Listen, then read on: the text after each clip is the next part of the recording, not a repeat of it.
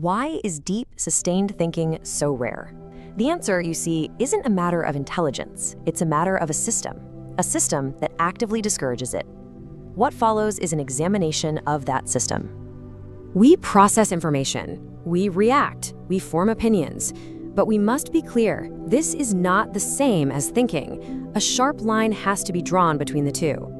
On one side, you have information processing. It's fast, its goal is always resolution, and it operates in a state of certainty. This has become our default mode. On the other side, there is deep thinking. It is slow, its goal is exploration, and it absolutely requires a state of ambiguity. These are not just different, they are fundamentally opposing cognitive functions. So why do we stay in that fast lane of information processing? Well, the first reason is internal. There's a real psychological cost to deep thought. Our minds perceive this instability as a threat.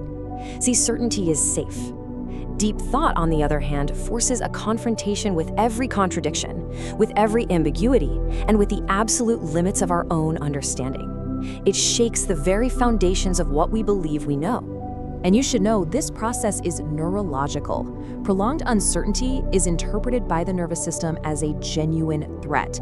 The discomfort you feel is a physiological response. So the easiest way to resolve this threat signal is to simply retreat back to a simple, certain answer, even if that answer is completely false. The whole process of deep thinking really begins with a single admission: I don't know. But that admission, it threatens our identity, our carefully constructed image of competence. It's a protective mechanism to avoid this state at all costs. But it's not just an internal battle. Our external world is literally built to penalize the very process of deep thought. Think about it. In so many social and professional settings, not having an immediate answer is interpreted as a lack of strength or a lack of conviction. Confidence, even when it's totally baseless, is often rewarded far more than any kind of thoughtful uncertainty. The time it actually takes to think deeply, to pause, to reflect, to consider multiple angles is so often mistaken for an inability to perform. Our world is optimized for speed, but deep thinking is, by its very nature, slow. And the systems we live in, corporations, social groups, even algorithms, they thrive on predictability. They need consistent reactions to function efficiently. Deep thinkers, the ones who question assumptions and resist that quick alignment, they introduce unpredictability. They slow the entire system down. So beyond these internal and social pressures, the very environment we inhabit is now structured in a way that makes deep thought a profound challenge. You see, deep thought has very specific requirements.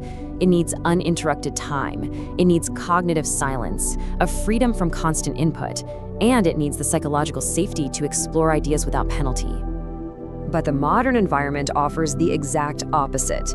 We're saturated with a constant flow of information that just fragments our attention. Our minds are being rewired, optimized for scanning and reacting, not for deep immersion. The necessary cognitive bandwidth is almost never available. And here's something else. Thought is constrained by language. As public discourse trends towards simplified language, sound bites, memes, the ability to hold complex, nuanced thoughts diminishes. If you don't have the words for complexity, the thought itself becomes incredibly difficult to form. And this all leads to the final and perhaps most rational reason deep thought is avoided. There's a complete lack of clear incentives.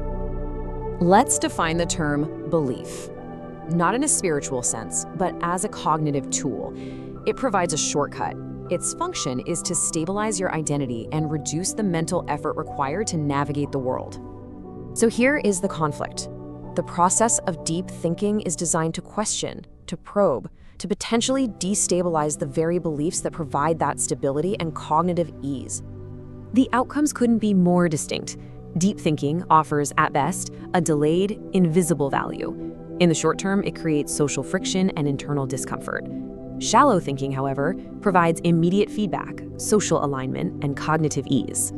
Now, given these two paths, the brain's choice is predictable. By its very design, the mind is engineered to follow reward signals and conserve energy. It will always prioritize behaviors that are rewarded, visible, and easy. So you see, the avoidance of deep thought is not some kind of moral failing, and it's certainly not a sign of low intelligence. It is a logical adaptation to an environment that consistently penalizes depth and rewards speed.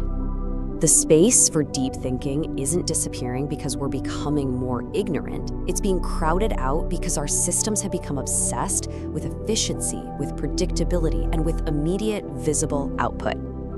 If deep thinking offers no immediate reward, what kind of environment would it require to survive?